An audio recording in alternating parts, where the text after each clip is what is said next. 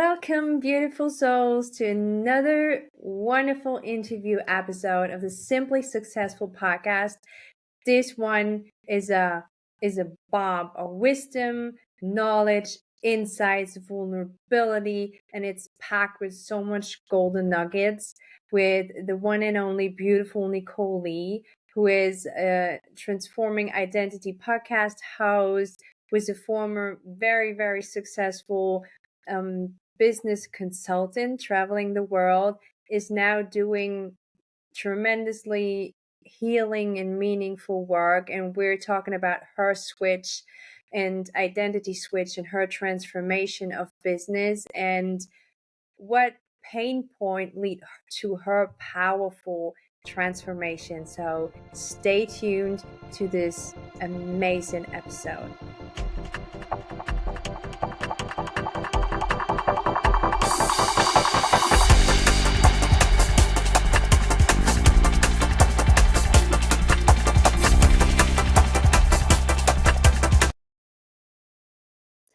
Welcome, everybody. Welcome, beautiful souls. My special guest today is Nichole, one of the most inspiring personalities I know, and I'm so happy to have on my path and to be in this journey together.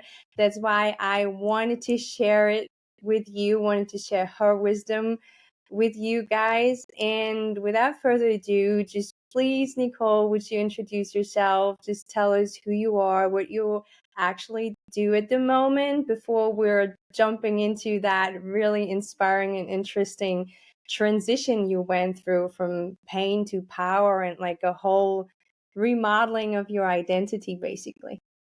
Thank you, love. Thank you so much for having me. I'm so grateful that we have been connected on our journeys, and there's so many synchronicities with our journey. So I'm so grateful to be here. I currently serve as a multidisciplinary healer, an intuitive guide, spiritual coach, wellness educator, and retreat leader. And I'm also a podcast host.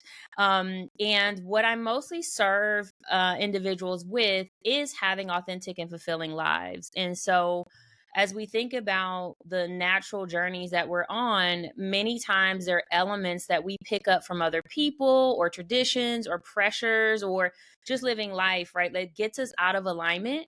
And so a lot of work that I do is getting realigned. It is rediscovering who you are. It is healing things, right? That may be unhealed, and creating a life that you really desire, like really dreaming big and making those things happen. So, and I do that one-on-one, but I also do that in group settings, mostly with retreats. So that's a bit about me and what I do. That's perfect. Thank you so much. And I love, love, love the wordings like over my journey and Mm-hmm. like all this introspection work and that self-reflection work. I really understood over time the power of words. And I Mm-hmm. Yes. became so much more conscious and aware on how to use those words like towards myself and others. And I Mm-hmm. really love that you say I serve. I think there's so Oh, much thank you. beauty in love in that. And I Oh, don't, thank it's you. so rare because I think in this like generation right now, everyone is very like hectic and fast moving and very ego centered. And you ask people, what do you do? And we're like in Mm-hmm. this human doing thing, and I Mm-hmm. do this and that, but actually like we're human beings, not human doing. So I really love that you say I serve. This is like, it has so much beauty in it, and I really, really love that. Oh, thank you. And I appreciate you um acknowledging me for that, because similarly on my journey, to your point, we get so focused on, say, the doing or the self-identification as the thing that makes us feel valuable, right? Mm-hmm. And so through my journey, I used to say I am a this, that, and the other, which is great because those are roles in which I'm playing. However, the shift in serving is to remind me, and I know we'll talk more about this from my pain to, Mm-hmm. power or purpose, is reminding me that I'm a servant, right? Reminding me that everything that I tie myself to is to serve others. And so, to your point, by using that language, it also helps me balance the ego, because the Mm-hmm. reality is we all have an ego, and that ego sometimes wants to be stroked, right? Like we live in a society where we're balancing, yes, I want to be recognized and acknowledged, and that's great. We need some of that. However, by recognizing that acknowledgement is because I did my job, and serving feels so much better to me, right? So I just wanted to give the listener some context of what had me shift to that language. So I thank you for seeing me in that, and the Yeah. intentionality of using that language. Yeah, and it's like, and I never, it wouldn't, like, as always, we haven't planned on that going, of course, when we do that Right. again.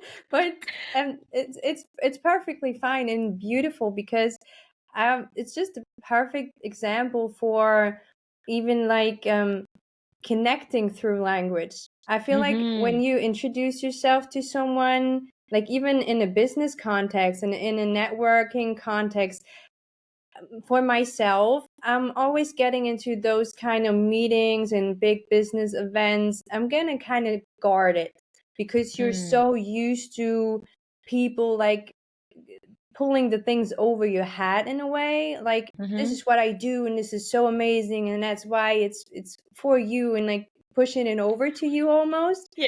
And that's why you have kind of your guard up, and that's Mhm. at least to me, and I'm like always a bit cautious. But Mm. like the moment you said I serve, there was so much softness and openness in Mm. it, and so much like it is your choice. I serve, like, with the platter, Mhm. like this is what I have and what I can give. And I'm happy if this is for you and we can exchange, but I'm totally fine. I'm just here, I'm blooming and glowing and like radiating energy, and I'm serving to you. Like there's no forcing, no, like this is really beautiful. And I think that's where you like building actual connections again, and you break those Mhm. walls down, which I Mhm. see so sadly in so many companies and businesses. Like everyone is kind of guarded, like, and like Yes. have their ammunition up to the heads and like the guards up. And because a lot of the things is because of our language, and everything is very hard and of separation and of like, so this was of course, but I guess so necessary to It is so say, on to course, right? So share. we're talking about shifting again, like to Yeah. that purpose. And one thing I wanted to add that you were saying that I was nodding to, that I love that you shared, is how you looked at like the serving the platter, right? And it made me think of and I think this is just a reminder for everyone, if there's a buffet, right? We've probably all been to a buffet. We Mm-hmm. don't like all the things Yeah. on there, right? When we go with friends or family, someone's going for the salad and maybe someone loves the chicken wings, or you know what I'm saying? Yeah. Like, and so I love that you say that, because I think it's something that we can self-reflect on, is that everyone isn't going to want to eat what we have to serve, Yeah. right? We're not going to be everyone, as they say, cup of tea, but not in a negative way, right? I Mm-hmm. think the beautiful thing is, you have on a beautiful blue shirt. I love that shirt. I have on Thank this you. color. Someone might love red, green.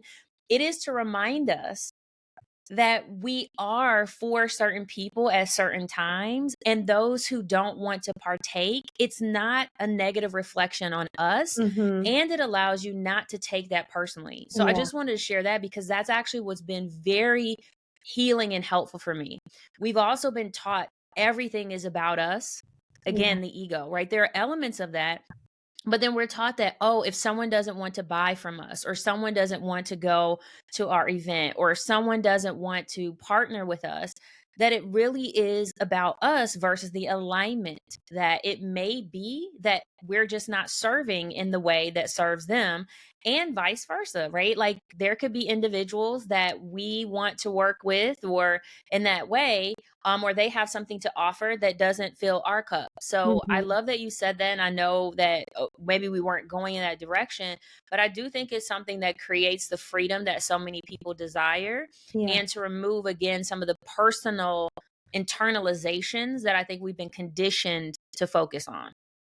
So absolutely. particularly for me, I'm like, this is out of alignment, right? We're not on the same vibration, and that's okay. It doesn't mean that I might not feel a little sting here or there, but I don't sit in it, right? Like I'm just like, Mhm. oh, what I have to serve, they don't want to eat. Literally I use that language. So I was like, Yeah. that's your intuitive gift coming through, because I literally am always saying that. I'm serving souls. And what's interesting, my Instagram today, I actually added back my broadcast channel, and it's called Nourishment for the Soul. So you didn't know that, but see, No. you connected that. So if you don't want to be nourished by what I have to offer, that's okay. Yeah, absolutely. And I'm like nodding so hardcore because I resonate with it so well. And on my journey, I know I was miserable. I was so miserable. I don't know, like sitting in my little office for hours, days, nights, weekends, coming up with ideas for like events or workshops, and then getting out into, yeah, a group that wasn't aligned. But at that time, I was like, look at me. I put so much effort in it. Like, this is what I Hmm. have. And isn't that amazing? And I served it just to a certain group, and I wasn't really well aligned with who is my target group in a way that back then. Hmm. And they said, oh no, like that's bullshit. Like communication and leadership. Like, no, like we need like new, I don't know, new infrastructure, new software. Like we don't want what you have. And I felt Hmm. so incredibly rejected. And I Hmm. crumbled in myself, and I sat with it, and I cried, and I took it so personal because I was like, I saying, okay, this is my work, so they reject me. So I'm not Right. good enough. What I have to give, they don't want. So why am I like this really reminds me of the early day struggle I had within my yeah, building the business and the brand. And this is, I guess, so crucial in it. And I love always working with pictures and images, and it's a funny coincidence that I didn't know you use it. But I think with that you can actually sit in peace, and you are fine. You would never go to a buffet and go after someone for going after the chicken wings or whatever. Even if it's a buffet, Right. everyone brought something too. You would never go after the people that didn't ate from your cake, and you're like, what's wrong with you? Exactly. This is the best chocolate cake in town. And I don't care if you don't like chocolate. If you don't eat that cake, you reject me. Like, you would not do this, but that's You what don't we get do. mad if someone likes a different type of toothpaste, right? Like it is kind of comedic, right? When we think Yeah. about it. But I love that you said that, because we've been conditioned. Like some of the Mhm. things I know you and I have chatted about, and you shared even on my podcast, it's the conditioning. And Yeah. we have this opportunity at a sense of awareness to be like, ooh, I think of, you're on YouTube, right? I might have unconsciously subscribed to Mhm. something that isn't serving me, Yeah. literally, right? And so when we become that presence, we're like, I can maybe unsubscribe. Mhm. Maybe this isn't my people. Maybe I'm spending so much energy trying to influence them when Mhm. I actually just could go down the street and people are waiting for me. They have their Yeah. arms open, right? I also think that's what we're conditioned as well. Like, force, you mentioned that, Yeah. like force yourself, influence them, get them to like you. I mean, especially in corporate America, the role that I played, I was in consulting. So everything was about someone wanting what you have, right? Proving to them that Yeah. you're worthy, proving to them that you're better than the competitor. Like we have that culture. So when someone closes the door, you're like, oh, it's us. We didn't Yeah. present enough, the numbers, like all the things. And like sometimes it's just not in alignment, or Yeah. maybe it's not the right time, right? Like Yeah. there's other circumstances that could be influencing that, but Mhm. we're just taught a lot of times it's really you, right? Like, and Yeah. just force it. So like just make them like you. Yeah. And it's like that's a lot of energy when I could just kind of go where people are already open and ready to receive me. So Yeah, yeah, I love absolutely. that. I love that you said that. And it All is right. funny. I'm thinking about the chocolate cake. Like, Yeah. I'm literally visuals like we would not be shoving it down someone's mouth, right? Like, eat the No. chocolate. Or we know and respect someone's vegan and we're like, but you must have this brisket. Like, Yeah, we wouldn't. because it's for me. Right. And I'm the best baker in town. How can you Native, not? you're gonna like it. Like, You just have to try just one more time. I re yeah. Yeah, So, awesome, but I really love it. And when you said about the realigning part, and maybe it's that German thing and that pro athlete thing, but I growing up, I was taught always like if you don't reach your goal, like maybe if you don't, on sports or whatever, then you just didn't try it hard enough. Like mhm, this was always this like so I became so I really misunderstood like dedication and force or mhm, control. And I was mhm, like, no, I want this. And if I don't achieve it, I just wasn't working hard enough. And mhm, and I shared it on your podcast, my journey being a pro athlete and like the burnouts. And I think a lot of people run into this burnouts because we are like educated that way and we think, oh, we just have to do harder. Like if the mhm, door is closed, we just have to get full force, like with our heads, like bumping into this door and even harder and harder if it's not opening, instead of like taking a step back and looking to the left and to the right, and maybe there are a million doors open for us. mhm, And this forcing, I guess, is a thing. And even if it in my culture it was failure, if mhm. you Oh, go for off sure. that path, it was like, oh, you're not disciplined enough, you didn't Yeah, or want you're a it bad quitter. enough, like like, oh, you just give up and stuff. And I was really like, there's a lot of shame then with it, like with this, oh, once you set your mind up to something, like you have to go down that road no matter what, and we all have tough times and this and that. And I don't disagree fully, like I think a little persistence and patience is needed, Mhm, but not to the point to not realize when you're completely off path and you just, mhm, you're completely off road and you're just like bumping your head like again the mountaintop instead of like using the way around it. So mhm, it's so cool that we like talk about realignment, and that was like a big part of your journey too. So would mhm. you share with like where you come from? You said consulting, but we were like Yeah. really like a high paid consultant traveling the world, like Yes. really big with both feet, deep dive in corporate America. And now you're like this soft, beautiful, blowing, beaming. So how did you do that? Oh. Oh, man. Thank you for there's still a little bit of I would say there's a lot more balance between the flow and the force. So I thank you for that. Yeah, so I started off in business management consulting and I worked for quite a few of the large global consulting firms like Accenture, Deloitte, Slalom now is very large and is global as well. And I focused on change management. So that is organizational change management, right? Figuring out how people think, how they feel, and what they're doing, and then helping them go through that change. And I'm mostly focused in the tech space. So you can Hmm. imagine, especially with the rapid shift that we have now in technology, helping people adopt to new technologies along with their roles and the processes and things can just be very, very difficult. So I did that. And along with that, though, I led some practice areas. So not only was I delivering the work, but during my time, I actually led the practice for that discipline. So Hmm. that included having employees that worked with me and selling the work and all those types of things. And so, to your point, I was, according to kind of Western world, I was doing really, really well. I was making multiple six figures. I was traveling the world, um, multiple industries, and everything seemed to be fine. Hmm. And then my mother was diagnosed with cancer in 2018, May 2018, and actually her 6th year anniversary of her passing is coming up on Sunday, tied to this episode.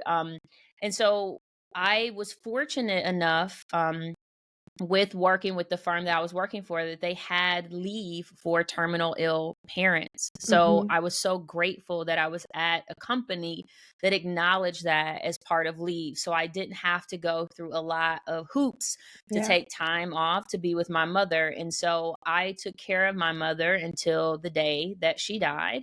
And many people say this when they lose a loved one or have a loss in general, that things change, right? You just don't feel the same. What I do know now by studying grief and helping others through it is your body actually goes through a physiological shift. You go into a threat response. So you're already disrupted in your body. However, I also know that was my spiritual awakening. So I Mhm. just was not the same. I could not operate the same. I became obsessed with holistic health and wellness as a result of taking care of my mom. So it was already activating this Mhm. curiosity of what else is out there. However, at the same time, I looked at my mom, and I looked at how consistent people saw her in her being when she died, right? It wasn't about her being 37 years at her company. It was about the attributes of her being bold and sassy and fun. And it was beautiful to see people who had worked with her at her funeral over 37 years stand up at all different levels. And it had me reflecting on, do I know who I am? Yeah. If you take away the six figures, if you take away the practice leader and all of these things, do I know who I am? And the question was no, right? Was I really happy? No. And then I said, if I was on my deathbed, would I be satisfied with the life that I created, not only for me and for others? And the answer was no. So I struggled for a bit. And then my mom in 2020 came to me in a meditation and told me to quit. That is actually what my true activation into this true leap of faith that has led me here. And within weeks, I resigned from the company I was with. I did consult for about 6 months, just given the timing of COVID and things of that Yeah. nature, and took the official leap in 2021, and I never turned back. And part of that was the self discovery. Part of it, I will say too, that I actually gave myself the time and space to go on that journey. So I did Mhm. not create the expectation that I was going to make the same money, that I was going Okay. to live the same hustle life when I left. And Mm. that was really probably the most healing thing I could have done for myself. Because it is why I am in the place that I am today and how I can serve is because I actually gave myself that time. And though it is a luxury, and I know I'm very privileged to be able to do that because I had money and things of that Yeah. nature, but that is what really got me to where I am now. I had several certifications. I went through a lot of education and learning, but I went through a lot of healing that I had not taken care of, right? Mhm. All of those years traveling and being in force and working the 14, 16-hour days. So that's a bit of how I got to where I am today. Um, and it took a lot of things of self work. I worked with healers, I worked with therapists. So I had several people who served me along this journey to get me to where I am today. No, that's so powerful. Thanks for sharing. And I Hmm. have like so much and big goosebumps because I can relate so much. And it, like, I haven't realized, but like, I lost three of my family members last year, Hmm. and my dad accidentally passed super surprisingly. Like, he just went to soccer practice and said, "See you Hmm. tomorrow." And he broke down and couldn't get back. Like, never seen him Wow. again. Like, couldn't had any chance to say goodbye to so many things. He was like 62. So he was Hmm. just like Hmm. never sick, never nothing. And we were very close. And talking about that funeral, and he was a very, very loving, like a guy for the people, should I say. He was Hmm. like in different soccer clubs and in a lot of networks, and he was always there for everyone. He was the guy that you come to with everything, and he was always doing big dinner parties, having everyone on the Hmm. table, and I love that very much. So I just like we decided to have a funeral like that and just like have it open Mhm. everyone that wants to. And this was the most horrific day of my life so far, but there was so much beauty and inspiration in it too, because I Mhm. experienced the same. There were like over 200 people. There were Mm. even like teachers from his school, like students, like people that read it in the newspaper and haven't talked to him like in, I don't know, 30, 40 years or something. Mhm. And they're all like made their way up to our little village and came to the funeral, and there were like all those masses like grieving, and like the and realizing how big of the footsteps, and even or the little and the big imprints he made on people's hearts throughout his short life but very impactful life. That was a great inspiration, and I was coming up myself with the same. I was like, do you really live to up to your full potential? And I was realizing on so many occasions I was hesitant. I wasn't going all in. I was like Mhm. this, oh, we can do it later. Oh, I can do this next year, or I can do this then, or maybe someday, or whatever. And I really realized that no, like it is full force, and I'm like doing what my heart's desiring, and I do it fully, and I commit fully, and I really don't give a damn what people might say or not. So that was kind of the last step for me to leave all the people pleasing I was still used Mm. to behind, because I have no time for people pleasing. I'm not rude or nothing, but I'm just don't look left or right. I don't compare. I just, what you say, I just go and serve and do what feels right. And it Yeah. really, that changed everything. Thank you so much for sharing, and I'm sending so much love to you. And the part I would love to just share that I think may help other people as well is that grief really is a conflicting energy. It is not what we typically is seen as the definition Yeah. around just sadness and anger. And I think that's why people have struggled, because there can be, as I say, there can be a beautiful dance of grief and gratitude. Hmm. You can be sad that your father or my mother is gone Yeah. and find the beauty of what it has done to your life and others. You know Yeah. what I'm saying? And I think Absolutely. helping liberate ourselves that it is both. It is not an and, it's not an or, right? It's Yeah. not an either or. That I have found even in my journey, not only for myself, but other people, of helping them say, you know what? You can have relief, for example. I was relieved that my mother was no longer suffering, Hmm. but I was also upset and sad and Yeah. angry and confused at the same time. And the more that we allow ourselves to do that, the more we release guilt and shame from Hmm. going in those cycles, right? And so many people feel uncomfortable talking about the relief. That's why I brought it up. I know your Yeah. situation is a little bit different, right? Because it wasn't planned, and that shock is a whole different type of experience, and the incompleteness of not having the conversations.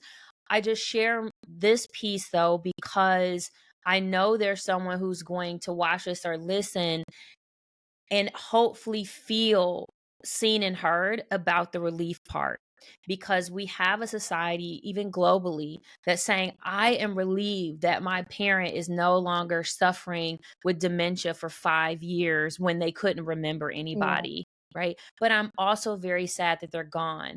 I'm relieved that they're not in pain anymore, but I'm also sad.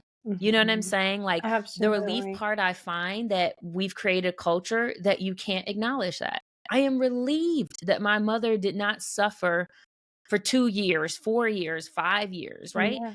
But I am still sad and I still miss her, Yeah. but both of those can be true.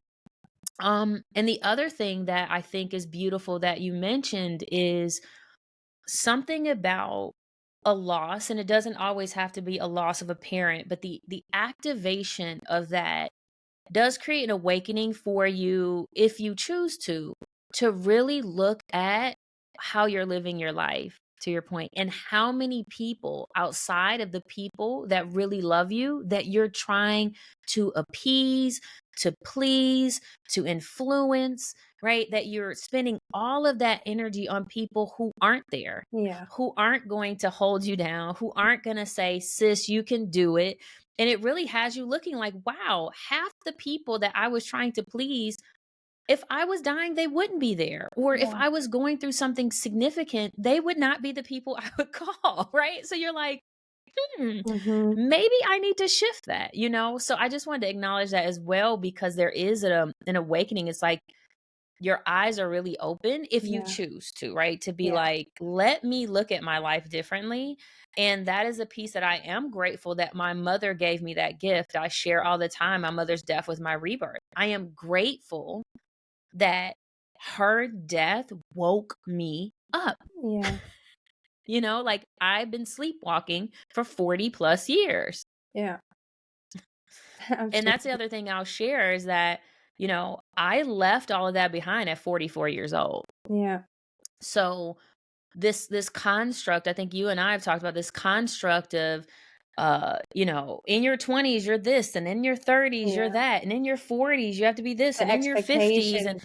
right, like all Mm. these expectations. And I'm like, if I would have listened to that, you know, I'd still be doing what I was doing. Cause oh, you would leave at 40 something and you have a 401k, and that's fine. And I'm not, just like what you said, is like, it's not saying that that's not something to consider. Mhm. However, I invite people to be curious and consider all of the inputs, Yeah. right? And consider what it means to you, Yeah. right?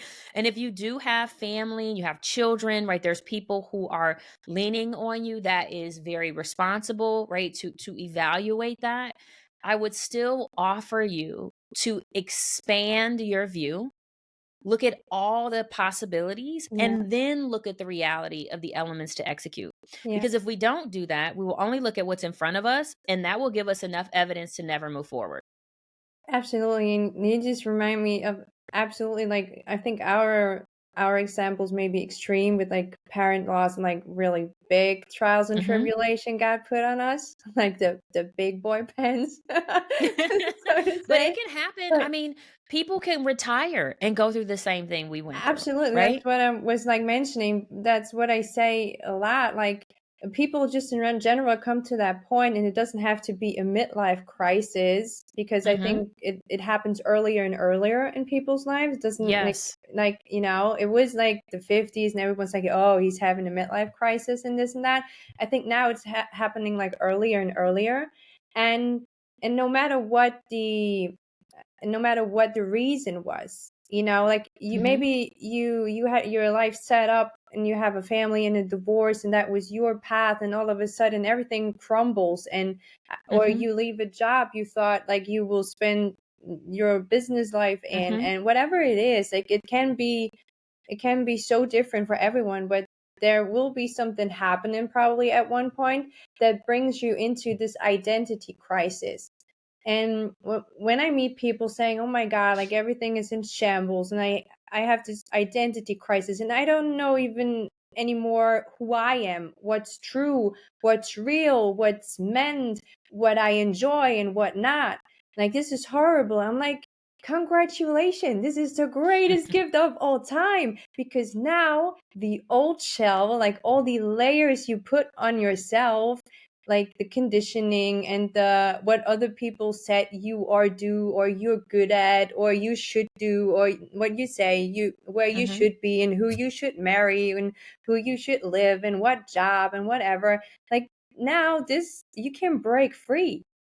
Like Hmm. an identity crisis is such a blessing in disguise, because now what you said, you can start from scratch, and maybe you can share some insight on when I Yeah. am at that point of an identity crisis and I'm like rock bottom, and everything I knew and I was used to and was comfortable with is breaking away.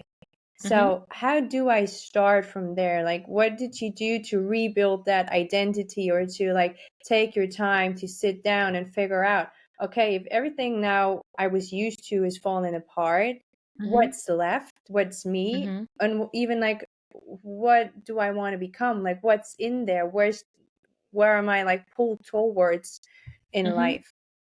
Yeah, I think to start, I think it is the acknowledgement of what it feels like to be in that space.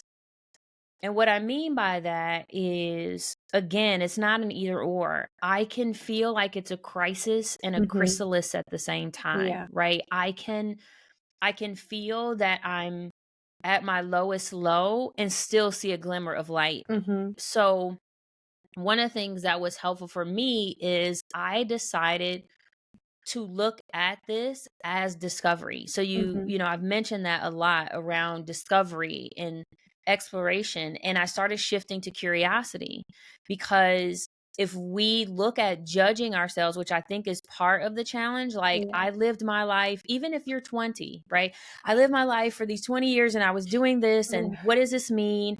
Or 30 years or 40, versus looking at it like, let me be curious and let this unfold. Yeah. So I gave myself the compassion and the space to start to, I call it unpacking my bag, Yeah. right? I was like, let me put this backpack of life down because it's heavy, Yeah. and let me start unpacking this thing, right? And so I think that's what can help folks when you're like, who am I? And all these things, is reminding there are things in your bag that you didn't even put there. Right, Your there's stuff name, in there. your race, Yeah. your, maybe your gender identity, if you were going to be a doctor versus a lawyer. Like, there's so much that Mhm. other people at a point in time, with many times great intentions and sometimes not, Mhm. started putting things that molded you in the bag, right? And you unconsciously started carrying it. Mhm. Right? You're like, huh, I should be this way. I should wear blue. I should wear pink. I mean, we think about Yeah. all these things. And so that was one thing I started to do. I was like, let me look at this stuff. Yeah. Like, what is mine and what is someone else's? Mhm. Right? Oh my gosh, I have somebody else's stuff in my bag. So I literally started doing that, and I find that, just like you're a visual person, I also think that helps people um not feel as activated by it, right? Yeah. Because when you use things like metaphors or things that we use naturally in life, if you went on a trip, you packed it and then you Yeah. unpack it and you're like, "Ooh, that bathing suit, maybe I don't need that one anymore," Yeah. whatever. So I think just finding something that creates the curiosity. So that was one thing that I started doing, was allowing myself to be curious, Yeah. allowing myself to look at my life as an exploration Mhm. of my self-discovery journey. So that's one. And the other was, again, carving out the time and space. We live in a very fast paced world, over sensoried world. There's so much going on that if you aren't giving yourself time and space to be with yourself and know what that feels like, it's very difficult to even figure out what you really like, what you don't like, what the experiences are. So even while you're unpacking, I invite individuals, even if it's 5 minutes, because I also find that sometimes folks are like, I just don't have the time. Mhm. Taking 5 minutes to start unpacking, right? Just starting to look at things differently in your own self, the time and space. Obviously, having support in that. I mean, whether that's having a therapist, a coach, a healer, because also it can be so overwhelming to go on that journey alone. And I do invite folks to, and this is what I did, is sometimes the people closest to you can't support you Mhm. because they are the ones that have Yeah. seen that identity for so long, Mhm. right? So one of the things I learned is like, ooh, I do need outside counsel. Yeah. I do need someone who's going to help me explore and discover, that doesn't have 20, 30 years of history with me, Yeah. that isn't going to project their experiences on me. If I was in consulting for 20 years and all my friends are consulting, they don't mean to, but they're going to be like, well, what are you going to do? Like this was, because that's the world that they've seen you. To help Yeah. reintroduce yourself or rebrand, sometimes you have to go with people who don't know the brand, who Mhm. don't know the persona. So that's something too where sometimes people are like, "Ooh, I don't want to deal with strangers or I'm not ready." But just even being in the company of individuals that may just see you differently can be super super helpful. So that was another thing I did is I balanced people who were in my life who were supportive, who Yeah. wanted to see me, evolve and grow, but I also balanced that with people who Yeah. didn't know me, not didn't wanna help me, but didn't know me in that way, and that is actually what helped me start being like, "Oh, I am this, or I can see this." Yeah. And then the other thing is I went deep into different types of personality assessments and tests because 'cause I'm very curious. Mhm. So human design was super helpful for me. Yeah. It really helped me understand how I was designed differently, which was super helpful. There's another assessment that I absolutely love. I love Sally Hogshead, and she has a assessment around how you fascinate people, Oh, okay. and it's a personality assessment versus kind of a behavioral assessment. Mhm. And that was super helpful for me because I found that the way I was connecting with people actually isn't what my personality type is. Okay. You won't be surprised by this, but my personality, my greatest strength is passion. Mhm. Who would have thought? Right? So Yeah, really? I'm not the person who's supposed to be like, here's the 5 and 10 facts of whatever. Like, I'm actually supposed to tell you the story. I'm supposed to show you my passion. Yeah. And things like that are super helpful because it says, oh, that is more of my energy. I Mhm. feel aligned to that. Then that thing that I was doing actually wasn't kind of me. I kind of adapted to it. Yeah. And then I do think whatever element of what is your healing, your self care, that piece of just making sure that's part of the process. And that could be the walking, it could be connecting with friends, it could be out in nature, but really trying to figure out what those things are that feel good to you that will keep you motivated and help you work through some of the challenges and conflicts that you have. So those are a Yeah. few things that I think, I mean, there's many more, but I think just when I kind of reflect on my experience, those were some of the foundational things. Um, oh, and I'll add this too, is really the studying. And what I mean by that in the exploration, and this is where we have Dr. Joe in common. We love Dr. Joe, but Yeah. I started looking at not only just through having the certifications, but looking at Eastern medicine and looking at the power of meditation. And I actually started studying trauma informed work and ancestral healing work and things of that nature. Because what you find by being more expansive in that is you actually do find more answers. It Yeah. became my treasure hunting, right? I'm like, Yeah. "Oh, intergenerational So trauma is a true. thing. There's Mhm. probably things that I've been carrying that I need to release." So I Uh-huh. invite folks to just explore a little bit more too in the groups or interest, to expand your horizons because I think there are a lot of answers in that you may not even get from individuals. So I Yeah. didn't wanna lose that one because that was really, really helpful for me, in just connecting the dots and who I was um and looking at myself holistically, I would say. I love that. Thanks for sharing. And they can Mhm, resonate so much. And even like the analogy with the trip, like I think especially like stronger personalities or empathetic mhm. personalities, when you say what you do when you're like on a trip, if you are the stronger one, you take even other people's backpack.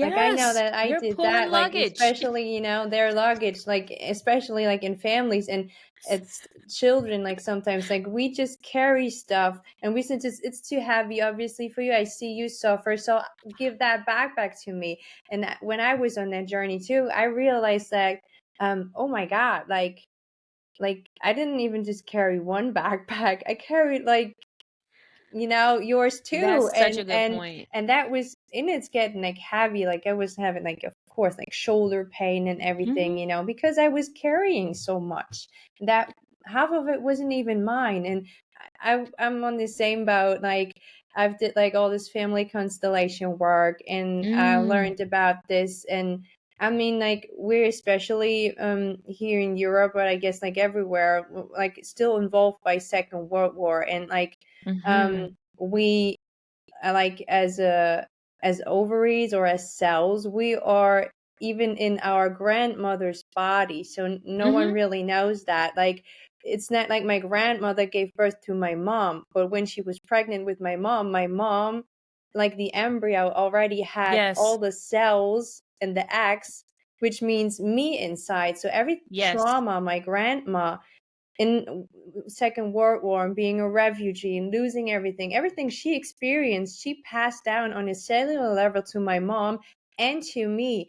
And knowing that was like mind blowing, and I couldn't like start to unravel things and clear things. And I think so that's definitely a big part, like looking at your backpack and sort out what's even yours. And I remember I had like I was afraid of flying.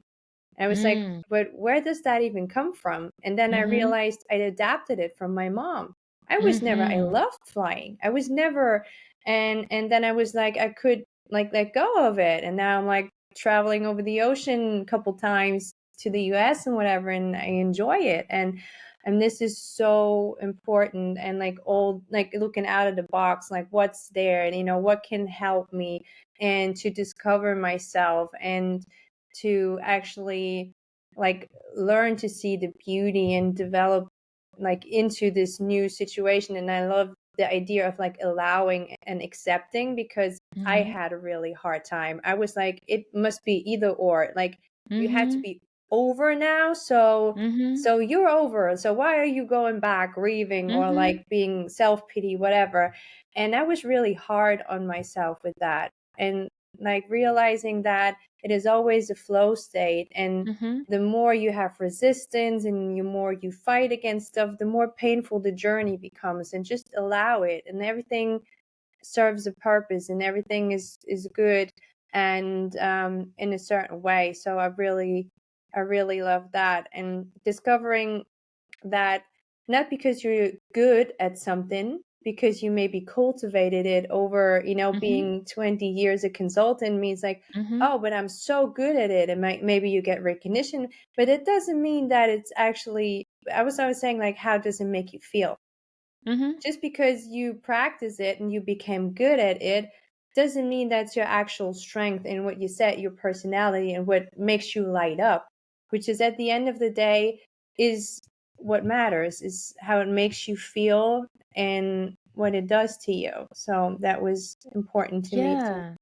There's so many amazing things that you said too, and I love that you also recognize the intergenerational traumas or experience. I think Yeah. that is something just globally, and I love that how like you're in Germany, I'm in the US, right? We have these same experiences, and that's why I love having these conversations as well, because these are human experiences, Yeah. right? Like most of us in our ancestry have elements in our DNA or RNA or whatever, the scientific, where it really sits, that has wired elements of us that we can be conditioned for certain elements tied to survival. Yeah. So if yours is, the war or someone else, like that is, those are survival elements that can actually Hmm. block us from the desires of thriving or being in our authentic self, because and that's why the discovery is so important. So if your mom, right, was afraid of flying, which was also tied to the connection of that relationship, and that's a survival trait, like, Yeah. ooh,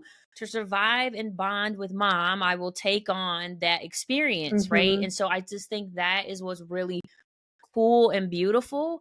It isn't to discount those experiences, and I think you can connect to them and also hold ancestors accountable without judging, right? Yeah. And I think that's the other part of it.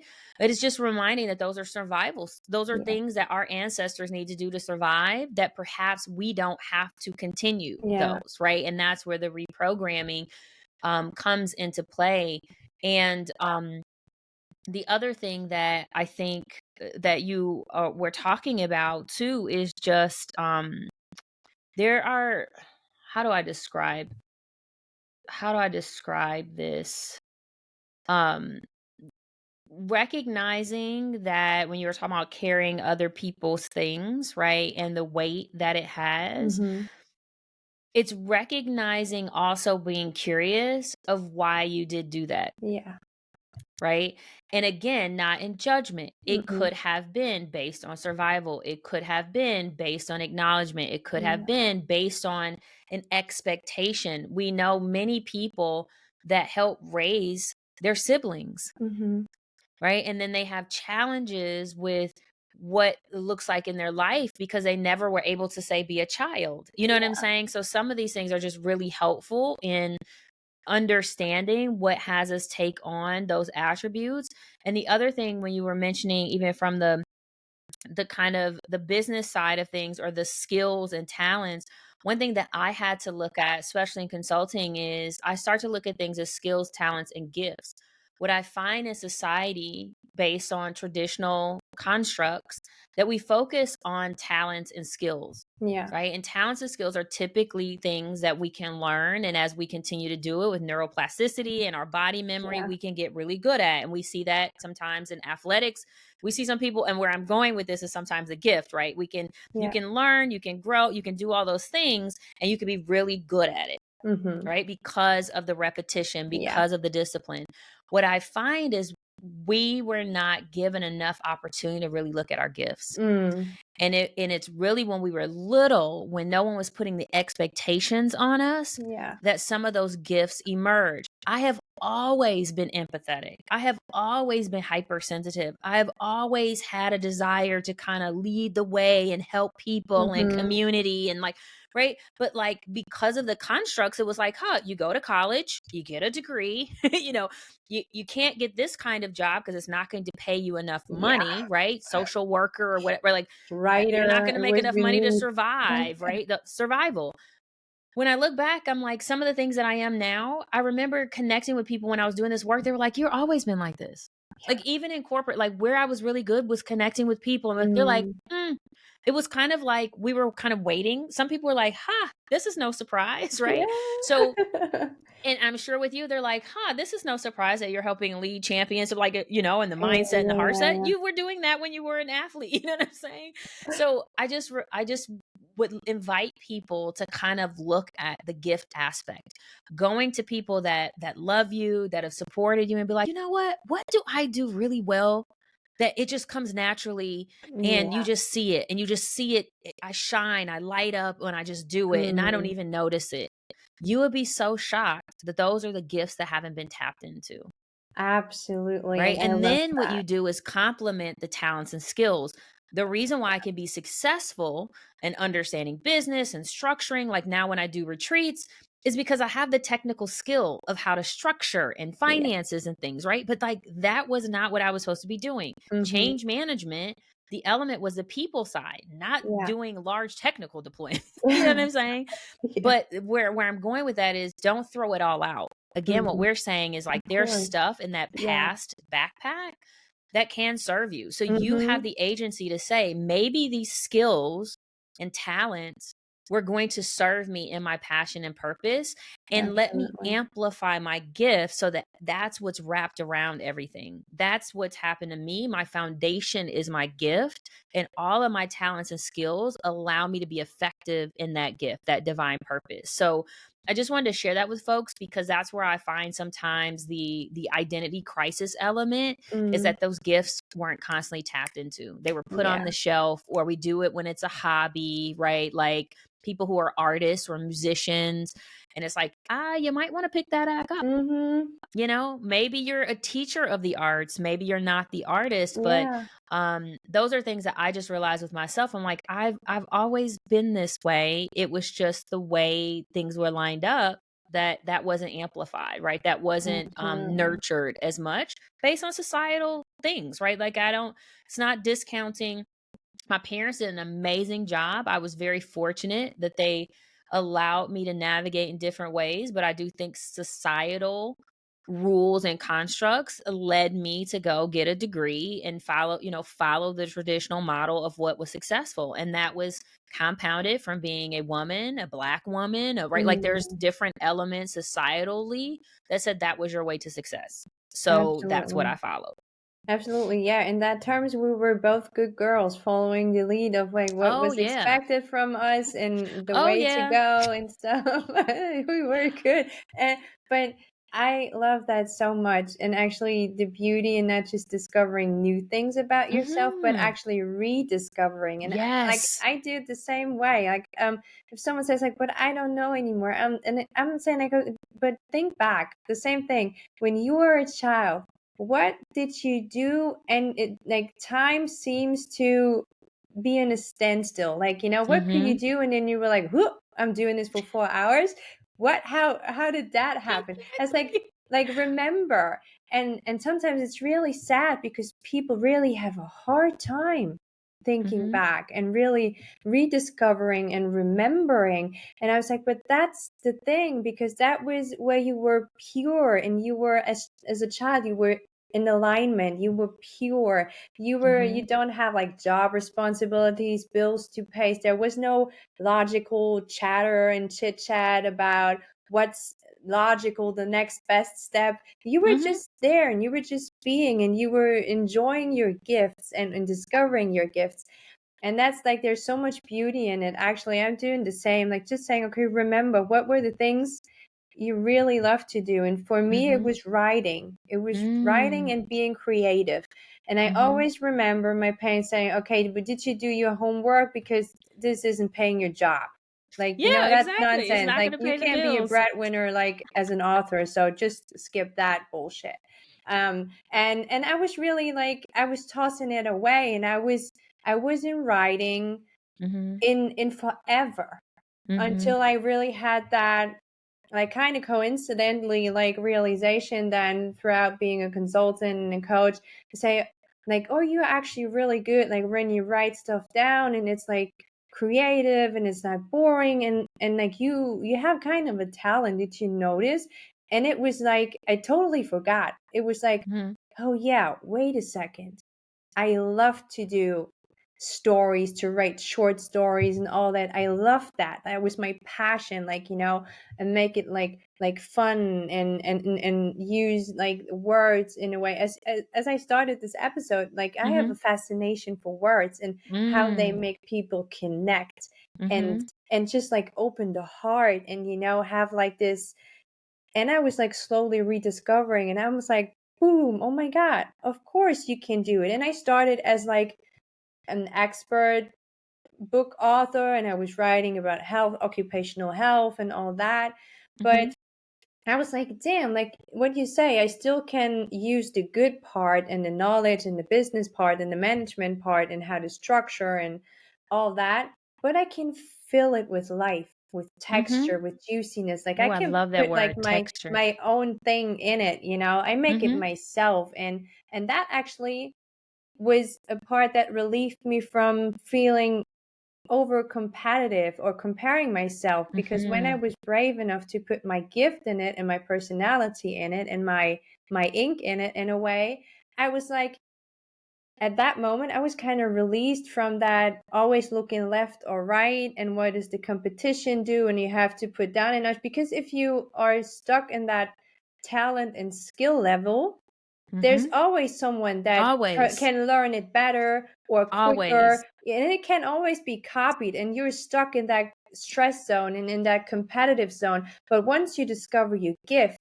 and you put your juice in it, and you make it so special and unique because it's you, and you realize that, then all of a sudden this falls apart, because you have the Facts. realization. And when it comes back to the platter, to the beginning, this is my unique platter. This is Mhm. me, like our fingerprints. This is a once in a universe platter, and I don't have to bother to compete, because you have a beautiful platter next to me, and you have a gorgeous to the right. And there will be times and places and people that choose my platter, and maybe next year they choose your platter, and so we can help and serve each other, grow Mhm. together along the way. And that's like so beautiful, and to realize, and I really love that. I love what you said, and I feel like I might have a bobblehead because I'm like, yes, yes, yes, yes, yes. Because what you just right, like, cause that literally, I love what you said, particularly about that, especially with you being an athlete, right? The competitive nature, and if that is serving us and and serving us in a beautiful way. We've seen what can happen being an athlete when it's in the right alignment, Mhm. when it's not right. We've seen the devastation of what it does to individuals, right? Not Yeah. just in athletics, but since we were talking about that, because the magic of their gift again was not focused on, right? And Mhm. we see it so many times. Particularly, I've worked with some athletes, right? Because many of you start that journey so young. And we Yeah. talked about that on your episode, right? When you're starting at 4 and 5, and I think Tiger Woods was 2 years Oh, old, yeah. the patterning, right, around the identity of the athlete is so focused. There's something called foreclosed identity. It Mhm. literally forecloses, shuts down identity outside of that practice. So if you aren't looking at what your internal magic is, what your gifts are, who you are outside of that, then we wonder why there's such a significant collapse of individuals who have Yeah. been kind of put into that identity for a significant amount of their life, right? And I love what you said, because it's like there is no competition. And I love that you brought that up, because even when we look in business and being solopreneurs as we are, that many times, even in branding and strategy, who's your competition? Mhm. Who's your competition? Yeah. And I remember being on a call and said, I don't have competition. Do I have people that are inspired by? Are there people that motivate me that maybe I should be putting out more Mhm. content? Or there's things that I love about how they're doing that it's fueling me Yeah. to expand my gifts. But Mhm. I love that you said there is no competition, because there's only one fingerprint of you. And Yeah. when you start to add your zone of genius, your secret sauce, your whatever that is, then exactly to your point, you and I could have the same exact titles. Mhm. We could be doing the same exact things, but we know how people need to be fed will be based on the attraction to whatever our gifts are. And Yeah. what's really exciting is, and you and I have talked about this partnering and stuff, they may buy from both of us for different reasons. Mhm. Why? Because even though the titles look the same, and Yeah. there's some element that says, I need a little bit of 5 people in this room, right? Mhm. So I just love that you say that. And I think it's so empowering. And I think, particularly us as women, our voices around that. I was competitive. I played sports. I didn't play at the level you did, but I was heavily competitive. I was successful in corporate America because I was able to drive more of my masculine, Yeah. wounded masculine at that. Because It's a whole some of, nother episode. right, some of it was not, but like I was able to adapt to that. Right. Mhm. So, but when I came out of, and I appreciate you see when you're like the softness, because I really had to look. It was actually not just impacting from a work perspective, it was impacting my love relationships. Yeah. Right. Because Oh, I yeah, was big using it as time. a survival. So I was not in balance. And again, I was actually competing sometimes with people I was in relationship with. Mm. Right? Like, why why am I compete? So it just really held true with what you were saying about the competition. I hope that anyone listens that says, wow, there isn't competition. We all can eat, right? We Yeah. all can serve. It's just taking the time and energy and discipline to really look at your being, what you have been brought here to offer that is unique, right? So that your people can find you. That's really what it is. They Yeah. can't find you if you're trying to be somebody else. Absolutely. Yeah. And that's probably in this whole brand, when you brand yourself and rebrand, that's probably the only thing really useful is this, like, what's your USP, but not Mhm. in a way like I make that quicker or I make more of the same, Yeah. but like really find your USP and like find your gifts, your personality, your uniqueness Yeah, because what factor. they say, people don't buy people, and when we think of influencers and things of that nature, really influencers are people that people resonate with because of Mhm. whatever gift or uniqueness that they're using, right? That Yeah, says, "Oh, I want." So when we look at it, people aren't buying products, they're buying people. absolutely.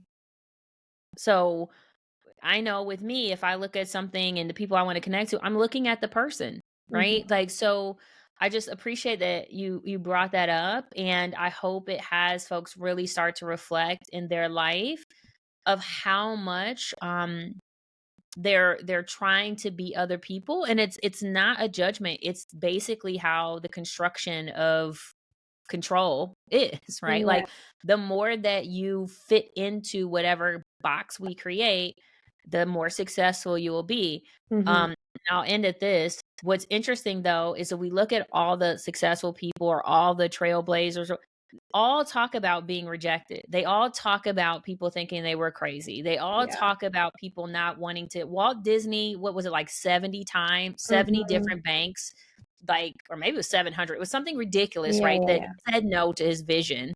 Mhm. And now everyone wants to go to Disney, right? So Yeah. I think the thing that you talked about too, rejection, just full circle reminder, the things that we have, the fact that we're on a Zoom call, the fact that we have lights, those Mhm. were all people that people thought were cuckoo. Yeah. Every innovation we have, someone thought they were off their rocker Yeah. At one point, definitely. at some point, right? Someone said that is absolutely absurd. We look at I don't know if you know of the Jetsons. Did you have the Jetsons, the cartoon? No. Okay. So Or there was a probably cart something similar. It was the Jetsons, and it was a whole futuristic family, right? This was, gosh, maybe in the 80s. All Okay. that stuff's come true, right? Someone's like, "Oh, this little futuristic funny show." Like, Yeah. no. Mhm. So, again, it's just a reminder that, like, all the people who are making major shifts in the world, someone was like, "That's absurd." Absolutely, and that comes back to, like, idea of, like, manifestation. Everything once was in the hat and in the mind before it Yes. became reality, and, like, Yes. actually, maybe that's a good point to conclude, like, come to a conclusion with this, but, what I realized is, we feel so powerless in those Mhm. identity crises, or like, and when we feel like we have no control and everything is like Mhm. rinsing through our fingers and out of our hands and everything goes like goes down the river in a way, really like reminding yourself, but still I'm the creator, like Mhm. still, and I can recreate, and I Mhm. have kind of a part in the creation I have. Not all of Mhm. it, of course, consciously, but what I always say now when I get to this discovery journey, I know better, I understand. Mhm. And once I know better, I can do better. And there Mhm. comes a lot of like self forgiveness, not just like not just for yourself, but for the people that like were on your path and like did certain things. And you sometimes say they probably didn't know better, so they couldn't Mhm. do better. Yes. And so and then you can like recreate, and there's so much power in it, and say, okay, but now I'm here, like I'm just accept everything that is right now, but who am I going to be, and what do I want to create, and like envision it, and like, use, just find your tools, like it is meditation, it is visualization, it is whatever you feel good with to recreate. When Yeah. what I always ask my guest is, Mhm. would you please share your idea of success with us to sum it up? Like, what is success to you? Success to me is that I wake up every day and I've impacted someone's life. Oh, that's a good one. That's it. Did I wake up and impact at least one person's life? That is success for me. Anything after that is icing on the cake. Wow. Mic drop, I would say. I don't want to add anything. This is just beautiful and powerful. And I thank you so, so much for sharing all your beauty and energy and knowledge and wisdom with us. And I really, really loved it. Thank you so much. Thank you so much for having me. I love you so much. I love you. Thank you. Take care.